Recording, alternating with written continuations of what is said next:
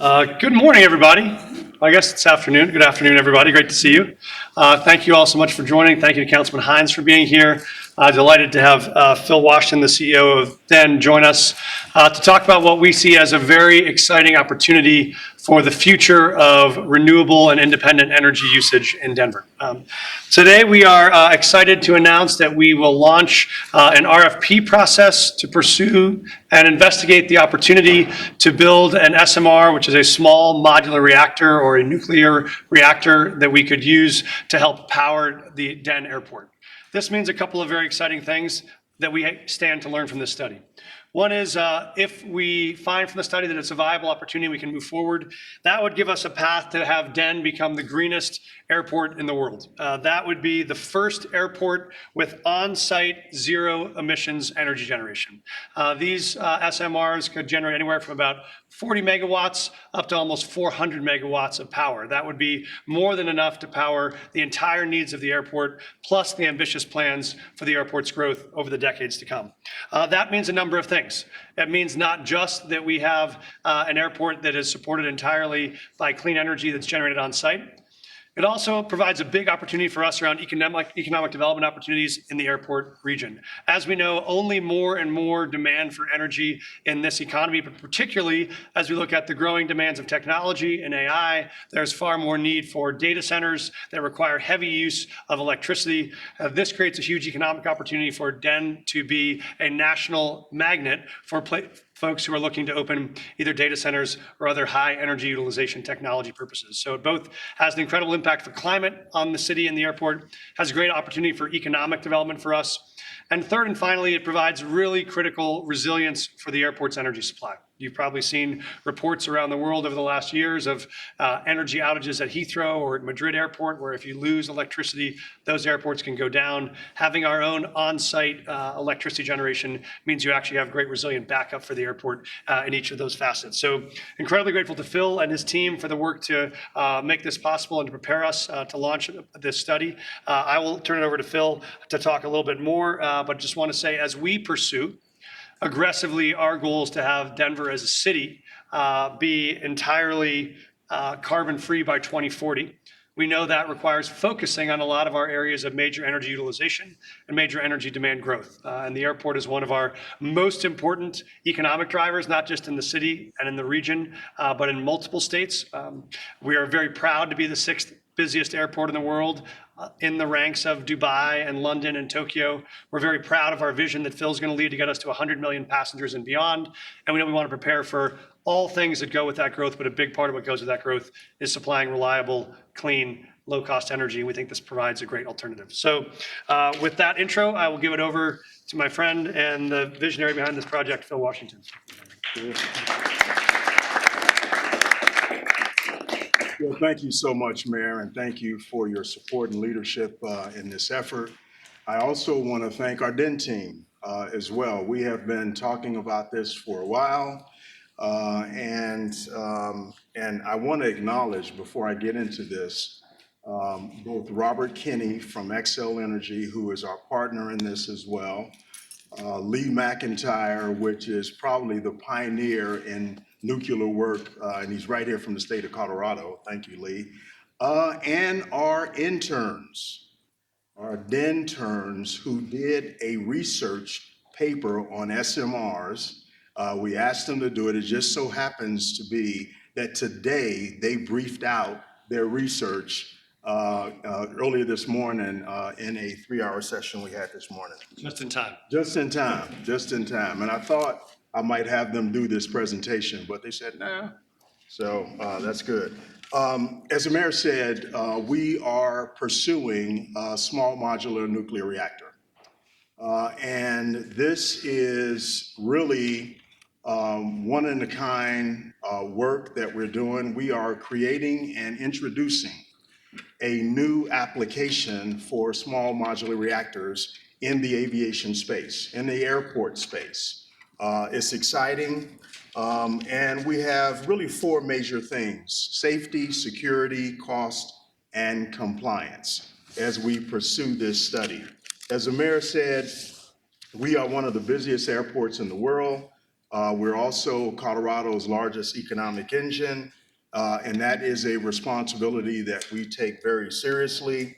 As we look ahead towards that 100 million annual passengers, and then beyond that to 2045, our 50th anniversary for the airport, we are looking out towards 120 million annual passengers as well. This announcement is consistent with our Vision 100 and our Operation 2045 goals that are guiding us, as the mayor said, to become the greenest airport in the world. Today, DEN and its tenants consume about 40 megawatts of electricity. 45 megawatts of electricity. We've got major projects on the way. We've got a consolidated rental car facility that alone will consume 40 megawatts of electricity. And so we know that the aviation industry is evolving. We're prepared for those innovations like electric vertical takeoff, advanced air mobility, things that we're not building now, but will be here in the aviation industry sooner than we think, maybe even the next 5 to 10 years. And so not only are we looking at our projects, but we're looking at those innovative things that will come over time.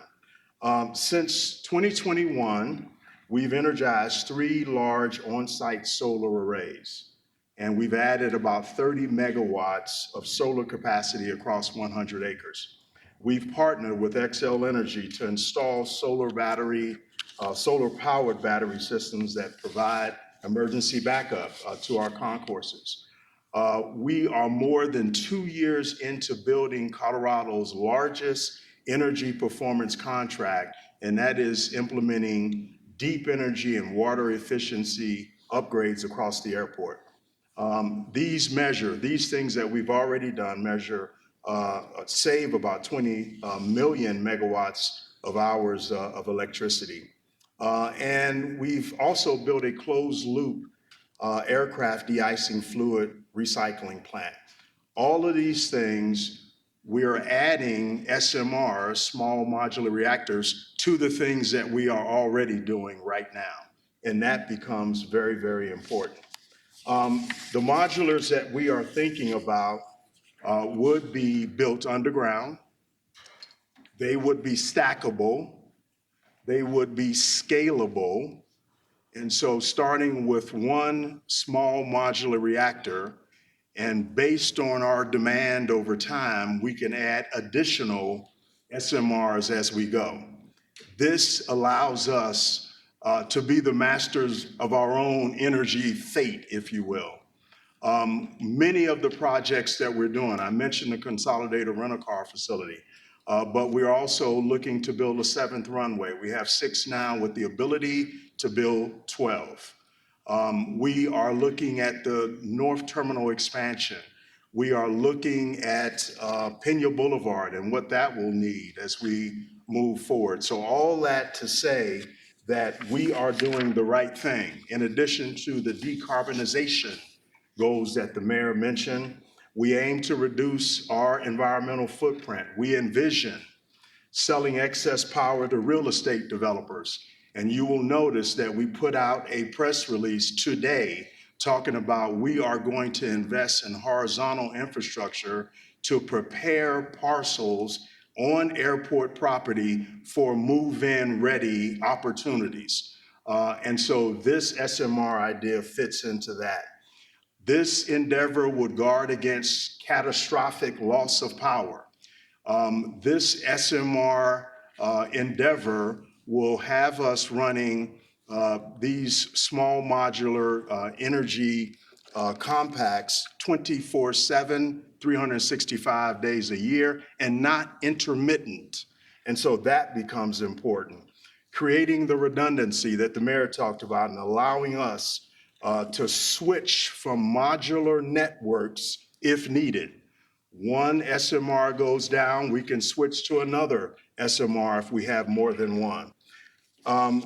The aviation and airports is a new SMR application that is much needed as we modernize aviation. So lastly, our initial thoughts here are that these SMRs, again, will be built in a modular fashion. Modular meaning we can build in other parts of the airport. We are very, very fortunate because we have more land than any other airport in the world except for one. And that one is in Saudi Arabia. And I don't necessarily count that one because it's full of sand. Will be built in a modular fashion, as I mentioned earlier, underground, stackable, scalable, redundant. So we believe by pioneering this SMR application in an aviation and airport setting, we again would, one, attract developers, reduce our carbon footprint, and meet our energy needs for the next 50 to 100 years. This endeavor, lastly, is consistent with Colorado House Bill 251040. And it would make Colorado, not just the airport, an early pioneer of nuclear. And then lastly, we want to create career pathways in the nuclear space for young people in the Rocky Mountain region. We want young people in this region, and we want this region, through the creation of career pathways, to be the Silicon Valley of nuclear technology. We want our young people to understand how to build a small modular nuclear reactor.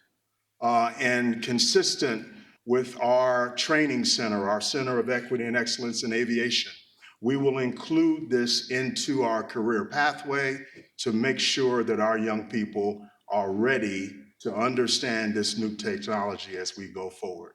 I'll stop there and ask the mayor to come back up, and I think we have time for questions. Thank you so much. All right, we are ready for questions. Thank you, Jonathan is here from our climate team as well. If you have climate-related questions, so delighted to help how we can. Yes. My water bottle spilled. My name is Patricia Garcia Nelson. I'm the Colorado Fossil Fuel Just Transition Advocate for Green Latinos. Right now, there are only 3 deployed small modular reactors in the world. 2 of them are in Russia, 1 is in China, and with the full backing of the Chinese government, that took 16 years to deploy. We need clean energy, and we need clean energy now. We, in this area, including the airport, is in severe non-attainment.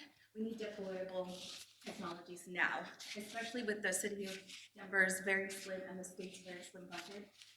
How are we justifying this investment, quote unquote, when the state of Idaho lost $232 million from their failed deployment of SMRs? Thanks for the question. For us, we clearly are remaining in an all of the above non-fossil fuel energy strategy, which is we are not just saying that nuclear is not our only strategy. We're going aggressively still at solar options, aggressively still at wind energy, aggressively at geothermal. All of those, we're still pursuing an ambient loop here for downtown. So we are in no way slowing down on all of our other ambitious climate goals around renewable energy. This is an investigation, so it's a study as to whether or not we think nuclear can be one part of that puzzle. And we think with a place with as much energy needs as the airport and as much opportunity for growth, both on-site and in the surrounding property, that's a place where this scale of supply would be really powerful, but that's what the investigation will yield. But in no part of this process will we slow down the rest of our ambitious commitments to other forms of renewable. That didn't really answer my question. I really want to know, like I said, that this is not a proven technology. And so we should be spending money on things that are already available and deployable. I understand that we're looking to the future, but Coloradans, we want solutions now. Yeah, and we want to do both. Part of long-term leadership is you have to both build with what you have right now, and you also have to plan for what's coming next. And so for us to get where the amount of solar panels it would take, for instance, to generate 400 megawatts of energy, there's not enough space at Den or maybe in eastern Colorado to do that right now. And so when you talk about, let me just finish the question. So when we talk about long-term growth, what we're talking about is both how do we keep deploying those resources now that we will immediately. There's no pause in that effort to deploy renewable sources immediately. And how do we look at options for long-term growth? And those questions you have, exactly the questions that we have. That's what this study would help inform. Other questions? Yes. Hi, Nia Bender from KOA Radio. All of my questions have to do with, say, accidents with the SMRs, things like radioactive waste. What do you do with that? Neutron leakage, and environmental impacts. And you, I think, mentioned that these are being built underground. DIA is in the middle of Tornado Alley. So is this an issue? Great. I'll give Phil to jump in. I'll just say, I'll reiterate, this is why we're coming to you at the beginning of an investigation into what the opportunities are, what the risks are, what the mitigation strategies would be to meet those risks, how we'd answer those questions. So short answer is that's what we want to discover over the course of the study, but let Phil jump in to talk about the specifics. Yeah, thank you, Mayor. We are, the study, and by the way, the request for proposal went out at 8:18 this morning, looking to respond to many of the questions that you two posed. The study itself will cost about $1 million. And that is money well spent to learn everything that the mayor just talked about. SMRs can be built in 3 to 5 years. They can take up as little as 30 acres, depending on the megawatts. The safety and security piece is a huge piece of the study that we are looking to address. And so we know now that small modular reactors that even are being designed right now, they're not in operation, but they're being designed right now, have a much smaller footprint. There was actually an article in the Washington Post just this morning talking about SMRs can be put on flatbed trucks. That is how small they are to be transported. The security piece, the safety piece are questions that we must answer, and we will answer those questions. And so we are not discouraged by previous failure. I imagine there were critics during the Industrial Revolution that says automobiles ain't gonna work. We sticking with this horse and buggy.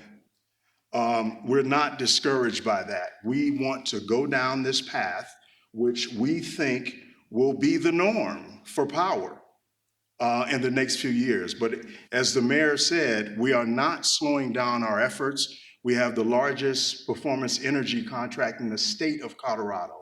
We have the largest solar array in the state of Colorado. So we're not slowing that down. We are just adding one more alternative energy endeavor or idea to the mix. So what about disposing of the waste part? The disposing of the waste, right now, we know that waste disposal is recyclable.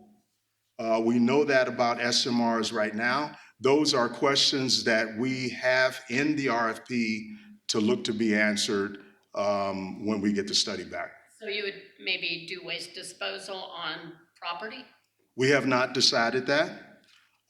We want to wait till the answers come back from experts on how to dispose of waste, but that is a prominent question in the RFP right now. Michael Booth with the Colorado Sun. You're talking about spending $1.5 million Yep.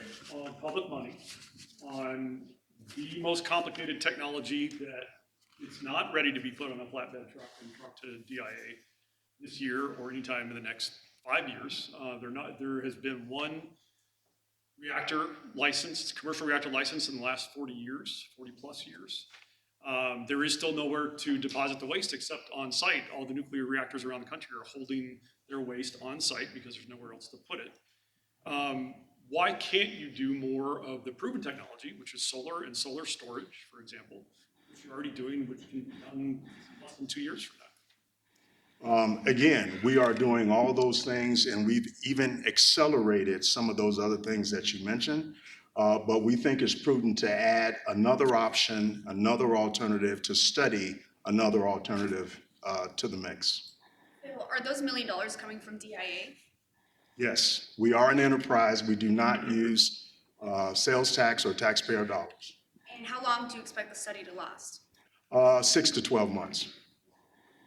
With Denver, you spoke about some other benefits of SMRs, access to energy, real estate agencies, real estate developers, data centers. Can you speak about those benefits and why they're being talked about now? Sure. identified early on in the process? I'll start and then I'll turn it over to the mayor. There are benefits that we know, and there's benefits that perhaps we don't know. There's many things that we know, the known knowns, if I can channel Donald Rumsfeld, and there are some things that we don't know. In this study, we propose to find out the things that we don't know. Benefits in terms that we have, when I look out over our capital improvement program for the airport over the next 12 years to accommodate 100 million and then 120 million, we are going to exceed our demands in terms of the projects that we have to build. And so one of the huge benefits, in addition to what we mentioned earlier, is the power, the certainty of power as we move forward that would run uninterrupted with a small modular reactor. When I start looking around the world, and we had an opportunity to go to Madrid and talk to some of our international counterparts in Madrid. And soon after we left on that trip, the Madrid airport went down. They went down, and you may have read about that. Heathrow went down after that. The Metropolitan Transportation Authority, MTA in New York, went down just recently. We don't want that for the airport. And with every other thing that we're working on in terms of power, this provides, if commercialized and when we get this done, because I'm optimistic, that 24/7, 365 power. Judy Kohler with the Denver Post. The history of licensing nuclear reactors is notoriously long and protracted. And it's very expensive. The most recent nuclear reactors built way over budget. So do you expect any kind of maybe help from the current administration, which has certainly signaled its enthusiasm for nuclear? We do. We do. We anticipate and would welcome grant assistance both on the study cost and also during implementation. And so we are optimistic that we will receive grant money. I mentioned that airports, this is a new application. So I think that it would be in the best interest of the federal government, even our state government, to allow for pursuit and study of this particular endeavor. So I fully expect that folks will rally to us to do this particular study. And the last thing I'll say about that is we are not going down this road without off-ramps. There are off-ramps that we can take if we need to. This is not the road to nowhere. This is a road with exits on it if need be. Last question? I'm going to just add one thing to that while we get ready for that. I just want to make sure someone that hasn't got any questions in will be able to too if we have someone we didn't get to.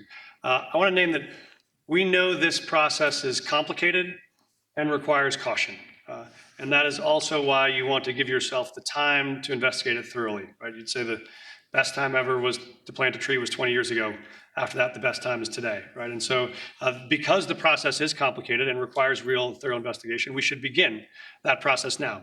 But when you think about how this matches multiple of our goals and multiple of our values, we do want and do know that this city needs to grow. Economically, when you look at some of the opportunities right now, Denver is one of the major tech centers in the country.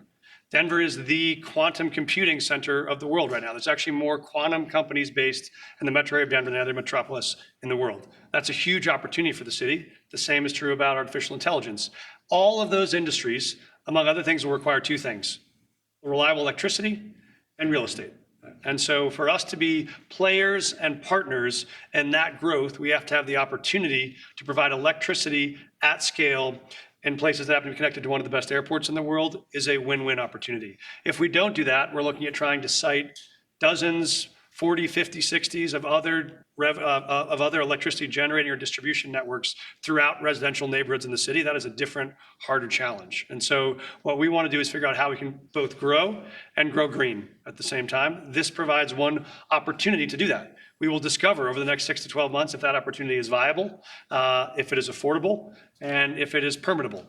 But we, Phil and his team, have talked to folks at the Department of Energy, we've talked to folks at the state level. We think this is one source worth investigating if you want to grow at the scale we want to grow, with the values in which we want to grow, which is around both protecting our economic growth and protecting our climate. I know that we're probably out of time now, and I'm happy to take follow-up questions if we're done when we step through. I think you have a committee to go to. I do. Thank you all so much for being here. We appreciate you taking the time.